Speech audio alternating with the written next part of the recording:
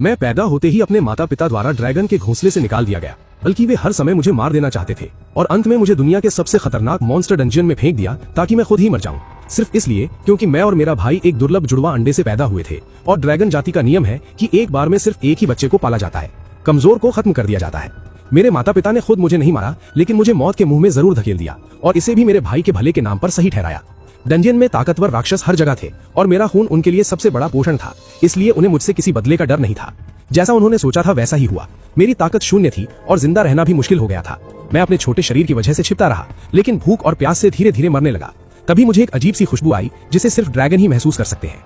जान की परवाह किए बिना मैं उस खुशबू के पीछे गया और एक गोल गुफा में पहुंचा, जहां लगभग 20 मीटर लंबी एक शक्तिशाली उप प्रजाति की धरती ड्रैगन सो रही थी। उसके पास उसके छोटे छोटे बच्चे दूध पी रहे थे। मैंने देखा कि मौका है और चुपके से जाकर उसका दूध पीना शुरू कर दिया। ड्रैगन को कुछ अजीब लगा, लेकिन उसने सोचा कि कोई बच्चा ज्यादा भूखा होगा, इसलिए उसने ध्यान नहीं दिया। जैसे ही दूध मेरे अंदर गया, मेरे शरीर में गर्मी और ताकत आने लगी और मेरा स्तर भी बढ़ने लगा। थकान और राहत के कारण मैं वहीं सो गया। कुछ देर बाद दर्द से मेरी आंख खुली तो सामने एक विशाल आंख मुझे घूर रही थी। मैं डर के मारे मरने का इंतजार करने लगा, लेकिन आश्चर्य की बात यह थी कि ड्रैगन ने मुझे नहीं मारा, बल्कि कुछ पल मुझे देखने के बाद मुझे अपने बच्चों के पास वापस रख दिया। बाकी छोटे ड्रैगन मुझे घेर कर खेलने लगे और मुझे अजीब समझकर बातें करने लगे।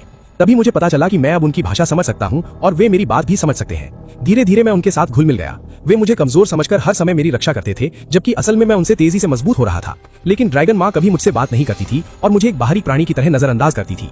मुझे लगा जिंदगी ऐसे ही चलती रहेगी, लेकिन एक सुबह अचानक एक 35 लेवल का भयानक राक्षस वहां आ पहुंचा और सब कुछ बदलने वाला था।